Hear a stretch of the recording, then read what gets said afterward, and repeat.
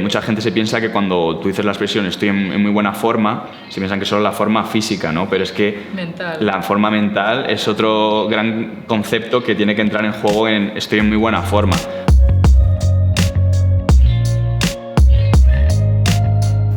Hola, soy Diana de Native Athletics y está conmigo Andrea y Dani Ruiz. ¿Qué tal, chicos? Son los dos nadadores, hermanos.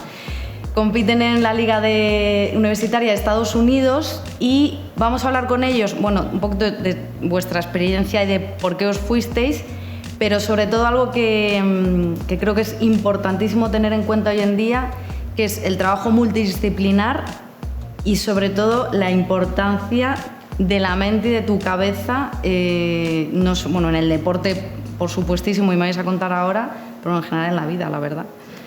Bueno, chicos, lo primero, empezáis, imagino, porque al final cuando llegáis a ciertos rendimientos deportivos, lo normal es que empezáis desde pequeñitos en el deporte. Empezaste tú primero, que eres la mayor. Yo empecé con 5 años y hasta ahora que tengo 21 y... Yo, cuando la apuntaron a ella y tuve edad de nadar, pues me apuntaron. Que no aparte en la piscina, sí, ¿no? Me apuntaron también y hasta hoy que tengo 19 años. Pero bueno, tú sí que has hecho más... Sí, yo hice algún más deporte cuando estaba en el colegio y ya cuando se puso la cosa seria, así que me decidí por la natación. Y aquí estuvisteis compitiendo, bueno, tú además me dijiste que estuviste además metida en centro de alto rendimiento, te lesionaste, fuiste sí. Ahí un poco un drama y al final lo acabaste, bueno, no acabaste dejando la natación, seguiste compitiendo en club, pero bueno, te fuiste un poco de... Yo empecé a los 5 años y en quinto de primaria estuve desde quinto, sexto y luego primero y segundo de la ESO en el centro de alto rendimiento.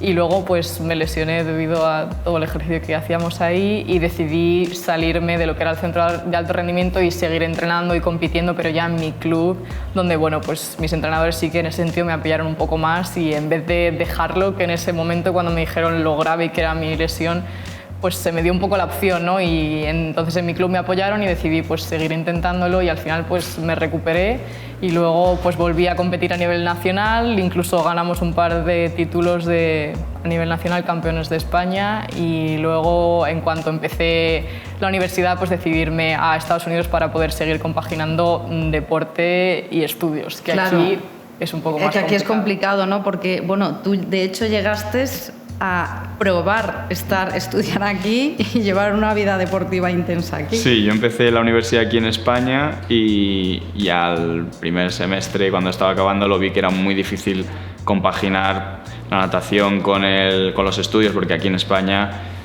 no está unido, ¿no? Como puede estar en Estados Unidos. Aquí en España tú tienes por tu cuenta tu club y por tu cuenta la universidad, y lo que ocurra en un sitio no tiene nada que ver con lo que ocurra en otro. Entonces sí que era muy difícil el compaginar estudios universitarios con nadar a un nivel alto, importante, ¿no? Entonces sí que yo cuando vi que no funcionaba tomé la misma decisión que mi hermana de al año siguiente irme a Estados Unidos y probar suerte por allí. Y bueno, a ti no te ha ido mal y a ti no te está yendo mal. No me está es yendo verdad mal. que al final, claro, cuando se casan las dos cosas a la vez, claro, es que las rutinas, la conciliación, todo eso imagino que cambia y os facilita mucho la vida en general, vamos, a nivel de estudiar, de entrenar, de competir, se facilita mucho todo. Sí que ahora me vais a contar vuestras propias experiencias porque cada uno la habéis vivido de manera diferente. Tú como en súper mega primera persona y tú bueno, a nivel más de investigación, ya no es solo el trabajo multidisciplinar de que no es solo entrenar, porque además antes estábamos hablando que era como, es que parece que es todo entrenar, y máximo entrenar y entrenar todo el día, no entrenando. Que hay otras cosas que a veces incluso los propios clubs o la gente que está detrás se olvida y no te... Entonces, hubo una cosa en tu caso que pasó muy curiosa, que antes de irte a Estados Unidos, tú ya te notabas que en plan, cuando estabas aquí en tu año universitario, en plan, la cosa no va bien y dijiste, voy a probar con un nutricionista a ver si... Sí, básicamente lo que me pasó es que mi último año aquí en España, antes de irme a Estados Unidos, a nivel resultados no estaba muy contento, no se me estaba dando bien la temporada y sí que pensé que a lo mejor lo que me fallaba era un poco el tema nutrición, ¿no? Porque no es que comiera mal, pero bueno, que estaba ahí la cosa un poco jodida. Entonces sí que pensé, bueno, pues a lo mejor el tema es más la nutrición lo que me tengo que enfocar y seguir entrenando a tope y la nutrición. Probé, no me fue mal en cuanto a nutrición, pero luego cuando llegué a Estados Unidos al año siguiente sí que vi que me di cuenta que a lo mejor me tenía que también abrir un poco más el abanico de que podía estar fallando y acabé con la conclusión. Sí que lo llevaba pensando desde hace tiempo, pero nunca quería haber dado el paso de a lo mejor ponerme en manos de un especialista, un psicólogo. Y cuando llegué a Estados Unidos fue con lo que empecé a trabajar, un poco más el aspecto psicológico. Y la verdad es que ha sido un cambio muy grande que yo ni me esperaba que hubiera podido ocurrir.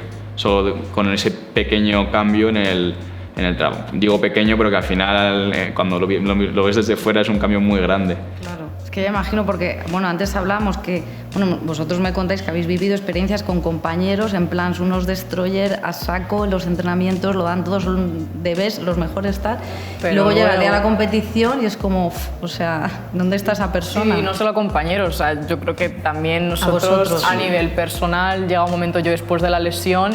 Claro, yo físicamente me recuperé muy bien en un año, pero había algo que no funcionaba porque, claro, una vez que te lesionas o algo te hace perder esa confianza en ti, entonces ya te empiezas a cuestionar, es que igual no valgo, y por mucho que entrenes, siempre hay algo detrás que no te deja competir al mismo nivel que al que entrenas. Entonces, en ese caso sí que un psicólogo deportivo pues te ayuda a arreglar eso que no está dejándote que compitas como deberías. Porque, bueno, tú me vas a contar como tu propia experiencia personal, porque me dijiste, no, yo de hecho las primeras sesiones ni siquiera me dijo, no me hables de natación, ¿no? Como, a mí me hablan de otras cosas. Sí, un poco el primer contacto que yo tuve, sí que mi psicólogo se centraba mucho en conocer un poco los aspectos que me rodeaban mi vida deportiva, por así decirlo, ¿no? Sí que es cierto que yo con el psicólogo que estoy trabajando es centrado en el deporte. Entonces sí que, pues hombre, yo lo busqué en eso para que me ayudara con el aspecto deportivo, pero sí que al principio... Bueno, de hecho, perdona que te corte, él fue compañero mío de natación, sí. Y por eso... Fue nadador, entonces por eso me gustó, porque yo sabía que me podía también dar un aspecto mucho más cercano del deporte, ¿no? Sí que es un poco complicado, ¿no? Buscar un psicólogo que haya hecho el mismo deporte que yo para que me entienda. O sea, no tiene por qué ser el caso, ¿no? Puede haber hecho otro deporte y que tenga también una visión muy objetiva y muy buena de cualquier otro deporte o cualquier otra situación. Que al fin y al cabo el aspecto psicológico se puede aplicar, los ejercicios, el trabajo, a cualquier deporte, ¿no? Entonces, me hablaba un poco, me preguntaba cómo va todo alrededor del deporte. Entonces, con eso me di cuenta de que cuando te enfocas en tu deporte hay mucha gente que se equivoca me centro solo en hacer mi deporte, entrenar y seguro que con esto voy a tener muy buenos resultados.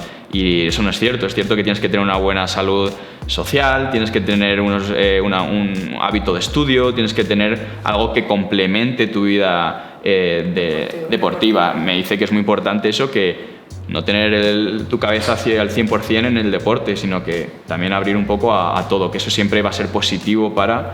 Claro, porque imagino que al final una persona que tenga una identidad muy fuerte a nivel deportivo, esa puede ser la identidad que más pesa, pero no deja de tener otras identidades que de alguna manera tienen que estar equilibradas, ¿no? Porque si no es verdad que la cosa, a lo mejor el equilibrio siempre puede ser un poco precario. Y en tu caso, tú que has hecho un trabajo de investigación más profundo, claro, bueno, cuéntanos tú mejor. Yo me fui a Estados Unidos y me he graduado en neurociencia y psicología. Entonces, mi trabajo de fin de grado sí que me gustaba pues buscar algún link entre lo que yo había estudiado y mi vida, que ha sido siempre la natación, el deporte. Entonces decidí pues ver cómo distintas técnicas de neurociencia y psicología pues se pueden aplicar no solo a la ciencia y a la salud, pero sino cómo entrenando la mente puedes al final ayudar a entrenar el cuerpo y que pues como tú al final compitas se vea beneficiado con todo el trabajo que haces tú de la mente, porque lo que comentábamos antes, el cerebro es muy plástico, todo se basa en reacciones químicas, en neuroplasticidad, y hay muchas cosas que puedes hacer fuera de lo que es tu entrenamiento tradicional de entrena 3 horas, 6, 8, vete a nadar, haz pesas, que se puede hacer desde tu cama. Entonces hay otras cosas que pueden ayudar. Lo que decíamos antes, que es que mucha gente se piensa que cuando tú dices la expresión estoy en muy buena forma, se piensan que solo la forma física, ¿no? Pero es que la forma mental es otro gran concepto que tiene que entrar en juego en estoy en muy buena forma. Gente que a lo mejor está en muy buena forma física, están pues eso, a tope entrenando, pero es que la forma mental también influye. O sea, hay mucha gente que no es consciente de la importancia que va a tener el tener la mente al mismo nivel que tiene el cuerpo. O sea, hay muchas veces que a lo mejor tenemos el cuerpo o nuestra capacidad física muy bien, pero la mente está aquí. Y hay que poner, las cosas tienen que estar en un punto que todo el cuerpo, mente y físico estén juntos y trabajen a la vez, porque es que hay muchas veces que es que tu cabeza te puede estar jugando en contra, no a favor. Entonces hay que entrenar para poner las dos cosas que se den la mano y vaya todo de una. Y si a eso le añades la nutrición... Claro. Bueno, claro, y de hecho es que antes me estáis hablando de lo de la visualización, que bueno, o sea, en el entorno deportivo evidentemente es algo más, o sea, en jerga deportiva y en deportistas de nivel es algo que se usa mucho, pero que era como muy curioso, ¿no? O sea, bueno, contar que, o sea, que cuando visualizas y estás visualizando el acto de hacer no sé qué, es que se producen, tú me decías, se producen conexiones ya cerebrales. Sí, es la técnica de visualización que de hecho eso es algo que sí que cuando estuve en el centro de alto rendimiento sí que nuestro psicólogo nos lo hacía trabajar mucho y tú lo has empezado a trabajar este año. Entonces lo que pasa es que tú desde el sofá de tu casa, ojos cerrados, sin hacer ningún tipo de ejercicio físico que al final te canse, si tú visualizas cómo quieres moverte el día de la competición, qué quieres hacer, y no solo visualizar, sino también pensar cómo huele el entorno, a qué te sabe el agua, son cosas que al final hace que el ruido hace que la experiencia sea todo como más real. Entonces, si tú lo visualizas sin hacer ningún tipo de movimiento, las conexiones que se activan en el cerebro son las mismas que se activarían si tú estuvieras haciendo eso físicamente. Si tú pues quieres dar una abrazada, si tú piensas voy a levantar el codo, todo eso, si tú lo piensas, lo visualizas, al final lo que estás haciendo es reactivar y como que refuerza esas conexiones cerebrales. Entonces el día de la competición, si tú piensas en lo que llevas practicando desde tu casa mucho tiempo, al final eso es algo que el cerebro lo automatiza y entonces haces lo mismo que quieres hacer y te cuesta muchísimo menos esfuerzo que si no lo visualizaras y no lo trabajaras mentalmente sin trabajarlo en una piscina o en un campo de fútbol, el deporte que sea que tú haces. Es básicamente un ejercicio que yo creo que puede hacer muchísima gente desde su casa sin necesidad, tampoco es trabajar con un profesional, o sea, es algo que se basa en, por ejemplo, yo tengo que hacer una prueba de 100 metros, el crawl. Pues es tan fácil como que el trabajo que yo he llegado a hacer es, vale, quiero que me digas qué 3 cosas quieres hacer en el largo de ida y qué 3 cosas quieres hacer en el largo de vuelta. Entonces tú te sientas, cierras los ojos y dices, bueno, pues me gustaría hacer esto, esto y esto.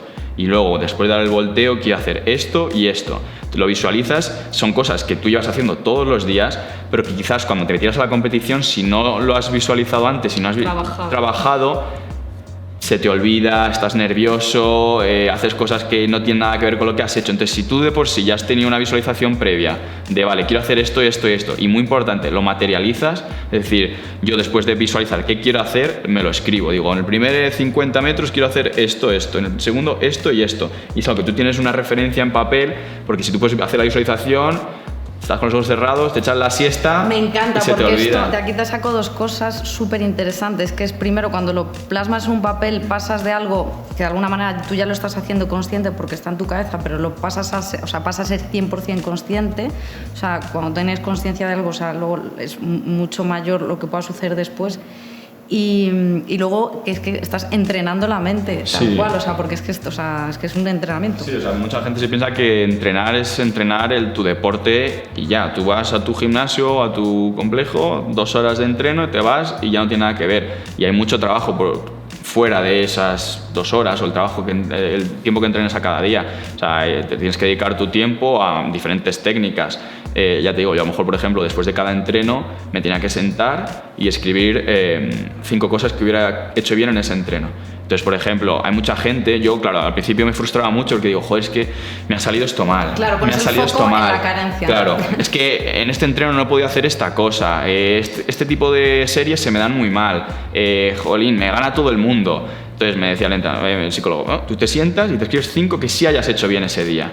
y al día siguiente vuelves a escribir otras 5 que piensas que ese día has hecho bien. Entonces estás focalizándote en cosas positivas que al fin y al cabo, cuando ves que estás haciendo cosas bien, se te quita el foco de lo malo, claro, y al día siguiente... Te retroalimentas. Claro, te estás alimentando. Al día siguiente dices, jolín, he hecho esto bien, he hecho esto bien, que seguro que hoy lo repito. Entonces te dejas de centrar en las cosas malas y empiezas a ver qué cosas positivas sí estás haciendo.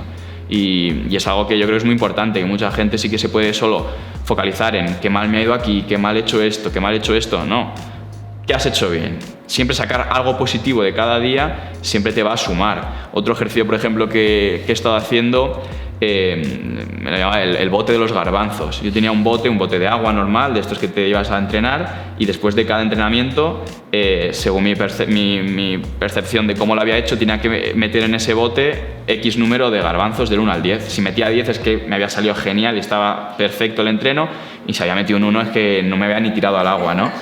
Entonces yo llegaba después de cada entreno y digo, venga, pues yo creo que hoy me ha salido un 6, y metía 6. Al día siguiente, pues yo creo que hoy me ha salido de 8 y metía 8. Y dices, ¿y esto para qué? Porque al fin y al cabo tú ves la botella después de un mes y no es una botella que está por aquí, está por aquí. Entonces todo suma, aunque haya sido un poquitas cosas cada día, me encanta todo porque suma. Además, antes estábamos hablando del libro de James Clear y ahí se habla de la agregación de ganancias marginales, que al final no deja de ser de un poquito de mejora cada día, genera un crecimiento exponencial sumatorio al cabo de un tiempo, y es que es así. Sí, entonces tú al fin y al cabo ves cómo la botella es como una metáfora de cómo has ido sumando a tu cuerpo cada día, y no todo tu cuerpo, como hemos hablado, tu cuerpo y la mente, todo trabajando a la vez, en conjunto. Luego hay otra metáfora que es muy famosa, que es muy conocida, que es la de construir un muro, que es que cada día es como cada entreno es un ladrillo distinto. Entonces tú pones tu ladrillo en el suelo el primer día, el primer entreno.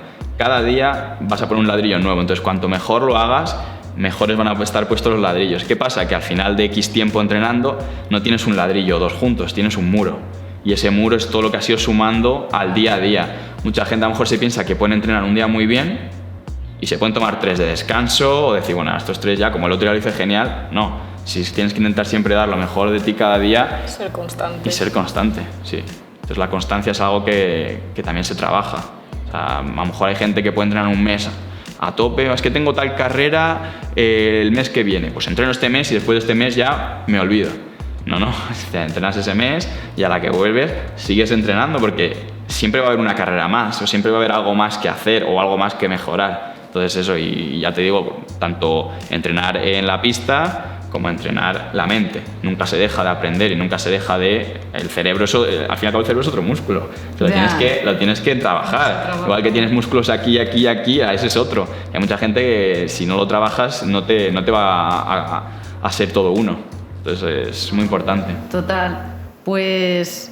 Bueno, voy a cerrar como broche final con una cosa, bueno, que imagino que lo habéis oído hablar, que es el entrenamiento invisible, que al final aúna un poco todas estas cosas, ¿no? Que es, o sea, la parte que entreno, o sea, todo hay que entrenar de una manera consciente, ¿no? Pero sé conscientemente que voy a entrenar físico, pesas, tal, no sé qué, nadar, piscina, para arriba, para abajo, a tope, ¿no?